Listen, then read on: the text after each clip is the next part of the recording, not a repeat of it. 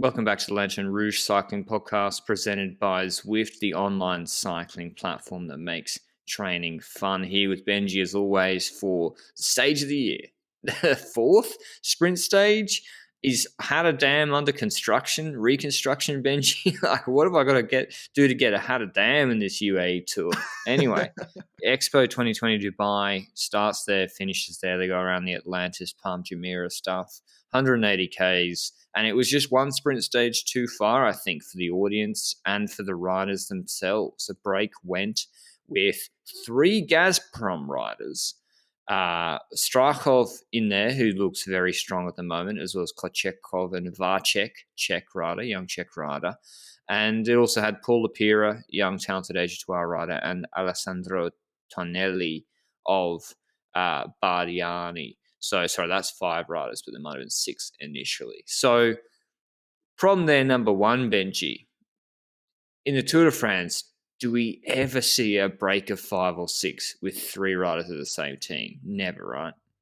No, but we've seen it this entire UAE Tour where Gazprom's in the breakaway with multiple riders. It's their strategy. It's their way to try and make sure they get that black jersey, which is the jersey you get by winning intermediate sprints. Strakov is wearing that jersey at the moment in this stage. And to be fairly honest, with three riders in the breakaway, good luck for another team to beat that because the other riders were not in the break the entirety of the last few stages. I heard a stat this morning where when the stage started, Strakov had been in the break for 57% of the entire UAE Tour before today. Wow. That is insane. And today he added on to that by being in the break the entire stage again.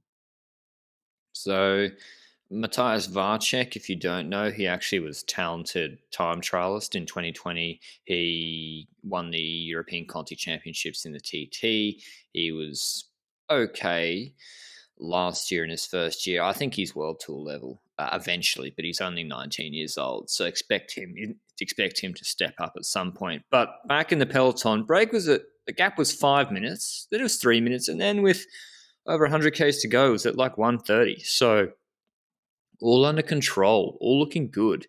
Alpecin offered a rider, Quickstep offered a rider, and then it went into a holding pattern where the break's at 120. Because the team has three riders in the break, they will just go full gas. And I know they also got Lapera and Tonelli to work with them as well a lot of the time, but they'll ride almost a TTT. And it never seemed to break out of that holding pattern. But still, 17 Ks to go. The break is at 1 minute 10. 1 minute 10, 17 Ks to go. That's pretty handy. Sorry, but the gap was also at 1 minute with 50k to go. It was also at 1 minute with 60k to go. They kept that in that holding pattern for way too long and they never got out of it. Yeah, but I think still with 17, 110, that's fine. That's where you On like, paper. okay, let's catch it now. Let's go and catch it. And Quickstep and Alpecin only offered one rider. I think it was Vivaca. And Alpecin stopped sending a rider forward after 17 Ks to go. And Bike Exchange, DSM didn't send anyone forward. FDJ didn't send anyone forward. Ineos, you've got Viviani here, who looks like the 7th best sprinter, and they've got GC ambitions with Adam Yates. Started pacing, but the gap started going up. Strakov is ripping it in the break. 10 Ks to go, it's 123. I think with about 5 Ks to go, the gap was still at over a minute. And at that point, it's gone. You're not bringing back 12 seconds per kilometre on three guys working together on the flat into this finish. And so the breakaway was going to win. And Cliff Notes, I think Kochekov let it out. Vacek and Strakov basically sat at the back of the group. Lapera and Tonelli were 2 and 3. Vacek opened up his sprint, destroyed everyone. And I thought he was going to lead out Strakov because Strakov's the points guy. But they did the 1T. They sprinted with both riders. Yeah. And I think it's indeed for what you said. I think it's because Strakov has that black jersey, which is the points jersey for the intermediate sprints, but those intermediate sprints also gave him actual points for the points classification. So I think they knew that Vacek was the fastest sprinter of the two, but they wanted to make sure to also sprint with the other guy to get as many points as possible. That's at least my take on it. I think so, yeah. And anyway, Varchek won by over a bike length, so that was correct. How they were thinking about it, beating Lapira, Strykov third, and Tonelli Kochetkov fourth and fifth, back in the bunch. Only 15 seconds behind. Only 15 seconds behind. The Peloton made it. Everyone's still sprinting, by the way, which Cavendish didn't, because Cavendish is smart and he's crashed a few times. It's like, why am I going to sprint for sixth place in UAE Tour if we've not bothered to send riders? If it means so much that you're going to risk crashing or whatever, then pace. So I'm with Cav on how he approached this. The only rider that should sprint in this situation is Philipsen, because he started today's stage. After stage 5, he was in the points classification on 71 points. Strakov, in the breakaway today, was on 41 points, 30 points behind. Now, today in the breakaway, Strakov took intermediate sprint points, which I think is 8 per intermediate sprint, if I recall correctly. He took some there, and he was also sprinting at the end in the breakaway, which means that he would get very close to Philipsen. If Strakov had won today's stage, he'd take the jersey away from Philipsen. And his position right now allowed him to get very close to Philipsen. So Philipsen had to sprint, otherwise the jersey was gone. So by not pacing the breakaway down, Alpecin has got a competitor for the points jersey, which might come into play tomorrow. We know that it's Jebel Hafiz, which is a climbing finish, but there's 2 intermediate sprints in there, one roughly 1/3 into the stage, one just before the final climb. If each of those give 8 points, if Strakov is in the breakaway, Strakov takes the first one, for example, gets 8 points. Alpecin will need to chase and make sure, if they care about the points jersey, that's an if that exists. If they care about the points jersey, they need to pace down the breakaway, and Philipsen needs to win the second intermediate sprint. Otherwise, he loses the points jersey, all because today they couldn't be bothered to chase the breakaway. I don't know. I don't blame Alpecin for how this stage played out. Maybe they shouldn't have had 3 Gazprom guys with Strykov in the break initially, but I don't think Philipsen really cares about the points jersey. Like, I do blame them. Not about the points jersey. They've got the most consistent sprinter in this race, and they don't pace in a stage that could lead them to another victory. They're so far ahead of the points classification that if Strakov is caught, their closest competitor before the stage, that he wouldn't have gotten endangered in this stage anyway, unless he got 0 points, Philipsen. I don't care. So I blame them for not giving a shit about a victory. I mean, this is a team that won 1 sprint in the Tour with Merlier and then decided to do a participation trophy with Philipsen for the rest of the Tour de France, or the rest of the first week. So, like, I get what you're saying. I get what you're saying, Benji, and I agree. Like, I'd be like, no, just because we've won 2 doesn't mean we don't try for the third. But how did they win those first 2? It was doing the same strategy. It was making the other lead-out trains work. And we were saying, when is another team going to call their bluff? And today it happened. But for Alpecin, Benji, they're like, well, we've already won 2 stages. Philipsen probably like, guys, I don't really care. Like, I've won 2. That's how they probably think about it. And the success of their train coming up late is about conserving their riders in the last 10 kilometers. So I think I want to make yourself a coffee, Benji. I want to go off on Lanterne Rouge in 2021. He said Tim de Klerk is overrated. I'd like to formally retract that statement, because if Tim de Klerk is here today, what we saw wouldn't have happened. And then we probably wouldn't have had a Gazprom rider winning a stage in UAE Tour, which not a great look for cycling probably. But with de Klerk here, he doesn't let 3 of one team in the break. He doesn't let Strykov in the break. He probably manages the break earlier, so it's down to 30 with 10 Ks to go. And yeah, so I'd like to say Tim de Klerk, it's not as easy as he makes it look, because Bike Exchange and FDJ are the teams I think are at fault here, Benji, because they haven't won anything. Groenewegen looks so fast. He came second in the group sprint behind. They've got a train of 7 riders, which they don't need 7 riders to do a lead out, and they didn't offer anyone to pace in the last 15 kilometers. And there's Patrick Conrad on the front, pulling his 65 kilograms against 3 Gazprom guys, and the gap's going up. So why aren't Bike Exchange and FDJ? If you want to get something out of UAE Tour, you chase. So I blame them. I blame them as well, but I think the strategy they were using is the one that we proposed against Cavendish in the Tour de France, where we said if there is a very impressive sprinter in another team and they are the most prominent team in the race to take the victory at the end, like Alpecin in this race, then you should let them do the work first and try and melt them first to make sure you are stronger at the end. But like you said, Bike Exchange has too many riders for the train anyway, so they can afford to spend the rider there. And next to that, I'd argue that Philipsen is not as impressive in this race, despite being impressive, as Cavendish was in the Tour de France, because Merckx was also very strong, and that combination was lethal in the Tour de France last year. So I think that reasoning exists probably in their mind, but shouldn't have today. But this isn't the race to call Alpecin's bluff because of what's just happened. They've won 2 stages. It's UAE Tour. If they were winless and it was a Tour de France first week, okay, call their bluff. And they'll probably send someone to pace and chase aggressively. But as I said, you shouldn't have been surprised that Alpecin were happy sitting on house money today. And also, they were probably thinking, screw you guys. They had a guy, they kept the break at 110 with Quickstep, with Vivica, at 17 Ks to go. It's there. The stage is there if the other sprint teams want it, and they didn't.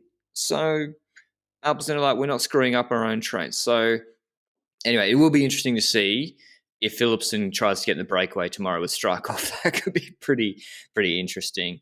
And if he does, then I guess Alpecin do indeed care about the points jersey. But before we get into a little on-loop preview, I'll talk about our show partner, Zwift. The UCI Esports Worlds take place tomorrow in Zwift's futuristic take on New York. The race is straight after on-loop on Zwift's YouTube channel. The Glass Road KOM will likely be the decisive point in the race, but it's not all about the fantasy riding destinations on Zwift. I've been enjoying riding in the Richmond course where Peter Sagan won back in 2015, I think, UCI World Championships. To check it out for yourself, head to Zwift.com in the link down below for your free 7-day trial. Before on-loop preview, tomorrow's stage, Jebel Hafid. It's a Uni Puerto, flat stage beforehand, then 10.9 Ks at 6.8%. What do you think happens, Benji? Ooh, I think we see I'm going to go with a hot take. I think Adam Yates drops Pogacar tomorrow on Jebel Hafid. And expected. Do you? Yeah. Okay. If Pogacar slaps everybody tomorrow, this is going to look bad, but... Pogacar gaps Yates, I'll be flabbergasted. Me too, to be honest, because like I'm not going to lie, we've seen Pogacar suffer in a few occasions the last year and a half, and while he did win on Jebel Jais, that is not a climb like Jebel Hafid, and he didn't look like the most comfortable person in the world while trying to follow the attacks of Jan Hid and so forth on that climb. So I'm feeling that if on the steepest sections of Jebel Hafid we see moves by Yates or Jan Hirt again with a wonder day, because he seems to be getting a consistent one the last few weeks in the mountains, well, then it's possible that Pogacar drops surprisingly. Do you think that on Jebel Hafid, the team based around Pogacar will be able to keep attacks from hindering him? Nah. Micah, well, we'll see what they do. I mean, maybe Micah register them. What use is that? Bennett and Almeida.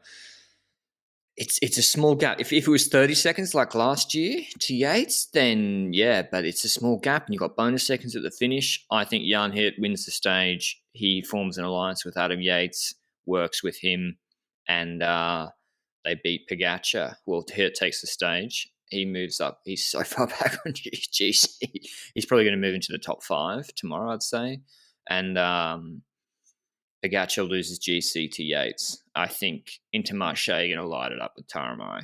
And I can't wait to watch. Who do you think's a sneaky top 5 for tomorrow? I think Jan Hirt's actually one based on the recent weeks. Like, you were hyped about him after every stage he did well in, but I was kind of the guy that was saying, nah, this is probably a one-time thing. And then he did it again. So at this point, I'm on the Hirt train as well, to be honest. So I feel like that's a thing that might happen. When it comes to the rest of the top five, on these steeper climbs, it's a really intriguing question, isn't it?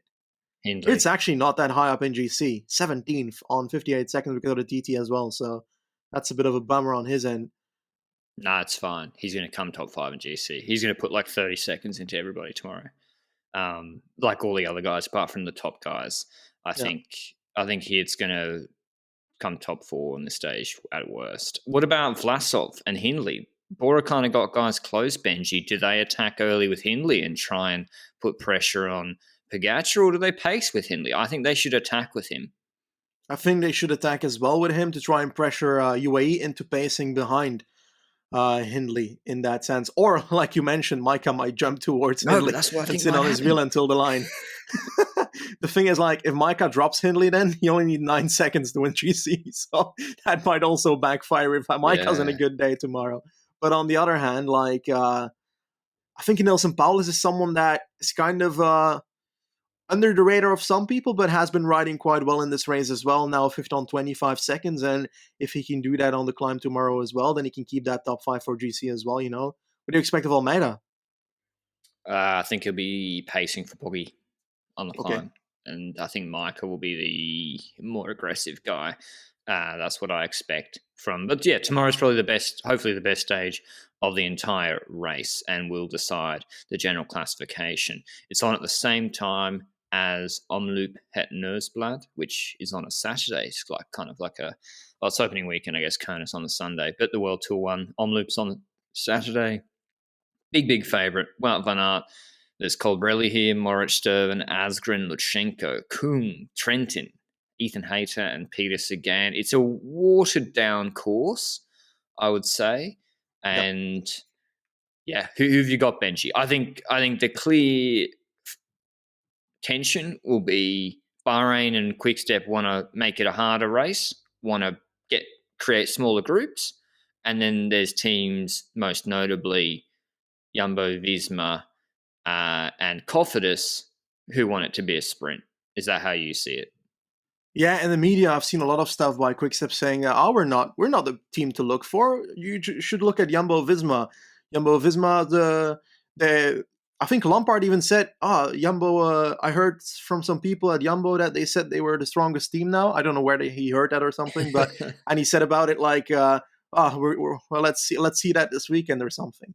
I saw a quote like that. It could just be a title of an article that's completely out of context, so keep that in mind. But I'm just curious what that's going to do, that dynamic, because like Jumbo is indeed a different team at the start line than Quickstep, and with Ballerini not being at the start line, I'm curious what the strategy of Quickstep on this specific parkour is going to be. I know. And I'm also intrigued by like outsiders. We've seen Amaury Capio do well in Marseille. He's pretty versatile. He can get over these climbs. The guy could get a top 5 in a race like this, to be honest. I'm curious what Peter Sagan's form is going to be like, because he didn't look that amazing, was it, in Maritime du Var when it comes to his versatility over climbs? Is he going to be able to get over these? We don't have a Molenberg, so is that going to be a selective parkour in that sense? It's all a question to be happening. One thing I'm looking forward to in this race, though, is that the fact that the Molenberg is gone means that we don't have that incident we talked about almost the entire bloody Omloop podcast last year, where the race opened up on that Omloop, where you had that corner on that Molenberg, where you had that corner where half of the riders took a shortcut around the light pole or something. So that's one benefit we won't have. We won't have to complain about something like that, hopefully, in this race. Yeah, I think, as you've said, it's a bit of a watered down parkour, and I think it will probably be a sprint. Christophe is in decent form for Intermarché. They have a strong team around him with Petit, Pasqualon, De Gent, Eamon De Gent, Klaes, Bistrom, Vliegen. Trek, look out for Dan Uhl. He was very strong in Algarve. Look out for Dan Uhl. They also have their new recruit, Marcus Hulgaard, who was on Uno X. Whether they go, he's going to be their Pedersen, whether Sturven and Turns and Kirsch lead him out in this finish. But I do want to talk about Corvi, who did well at, was it Andalusia last week, also at the start line. I don't think he has a sprint for it. Gavidia's in this race. I don't know if he's going to get over all these cobble sections, to be honest. But then I'm looking at the legend himself at Movistar, Alex Aramburu, fifth last year at Omloop and Nieuwsblad, probably gets a Was top he? 10 once again. Yeah, he was top 5 at Omloop last year. So was Heinrich Hausler, by the way, so write him down. But now they have Colbrelli, so I don't see that happening personally. I'm curious what Ineos is going to do here with Pidcock and Hayter, because that squad is actually one of the strongest squads here, I would dare to say. Turner, And Sheffield. Sheffield. Narvaez was also good in one of these last, was it 2 years ago in the Cobble races where he... E3 last year. Oh, okay. Yeah, I remember that. But the weakest team here is arguably Bike Exchange. Have you seen that squad? Craddock, Durbridge, Konichev, Maas, and Smith. Jesus. Jesus Christ. And COVID sort of wrecking True. these teams. Does Aaron Baru lead out Garcia Cortina, Benji? How Or do they dare you both- suggest that, mate? I think they Get both out of sprint. here. I think they both sprint if they make it, and Yeah. they should for points. Gazprom style, like today. Intermarché style. Degan Kolb also, not maybe his debut. Yeah, his debut back at DSM at Omloop. What form he'll be in, we don't know. They've also got Eckhoff, Søren Kragh Andersen there. Kragh Andersen sort of warmed up at Tour of Oman. Israel have a strong all-around squad. Simon Clark's been looking very good. Michael Volgren, former winners here. Yep. Who knows what form he'll be in. Nibali was planning to ride on Omloop Nieuwsblad, and then Really? he had a COVID positive, and then he had 2 negatives, but then yesterday or something tested positive again. So Jesus. Probably the other 2 were incorrect tests, or that one was incorrect, but in the end he can't race this race based on what I read. So that's an unfortunate thing. Moscon is the clear leader in that squad. Lutsenko's in there as well. Here's what he's going to do, but do you think Moscon's the man after he attacked, I think, last year on the Muur in that race? But I'm also curious about Kokar, because that's actually a dude that can sprint pretty fast at the end of races, as we've seen, and could perhaps be also one of the riders, if it comes down to a sprint in a reduced group, to actually do something here. He's quite punchy as well. He's gotten a top 5 in Amstel at some point in his career. We've seen him go up hills this year and win sprints up hills and so forth. Lotto's here with Campenarts and Gilbert, and a whole squad of riders that could end up in top 20s of races like this. If you come down to a sprint and you've got the Beist and Gilbert in the final group, who are the 2 sprinting? The Beist. Okay. That Vermeer really should be making it around this course. I mean, it's not that hard. My top 3 is Van Aert, Coquard, Turgis, with Timothy Dupont from Bingo as a bit of a wild card. But yeah, I think Van Aert. Oh, Christophe will top 5 too. But I think Van Aert wins. What about you? I've got a clear top 5 of riders that are definitely going to do exactly how I am going to say this right now. I think the first rider will be Aramburu. The second will be Hausler. The third rider will be Kovi. The fourth rider will be, Jesus Christ, do I have anybody else that's a meme in this race? Luca Mozzato. Anna Marit, Benji. What, sorry? Anna Marit on Sport Vlaanderen by Waza. He's actually not bad. But is he versatile enough to get over it? That's my question with him. Like, Turgis is a rider I do want to mention, because Maritime Duvar, first sprint stage, he got over that and was able to sprint against the riders solidly. And my fifth rider will be, oh God, Dmitry Gruzdev. Because why not? Gruzdev, Jesus, on Astana. If this top 5 makes it, Jesus, sorry, but that's the whole peloton will be there. Yeah, I think there's a lot of guys who are just not that fast, but are also, if they have an unbelievable day like Turgis, Rasmus Tiller, Hulgaard, etc., could cause an upset. So looking forward to it. Got Kerner on the Sunday as well, but we're not prepared enough to do a preview for that. So stay tuned for our Omloop recap tomorrow. I don't have video rights for either of the 2 opening weekend races, so it'll be podcast only. Hope to see you then. Ciao.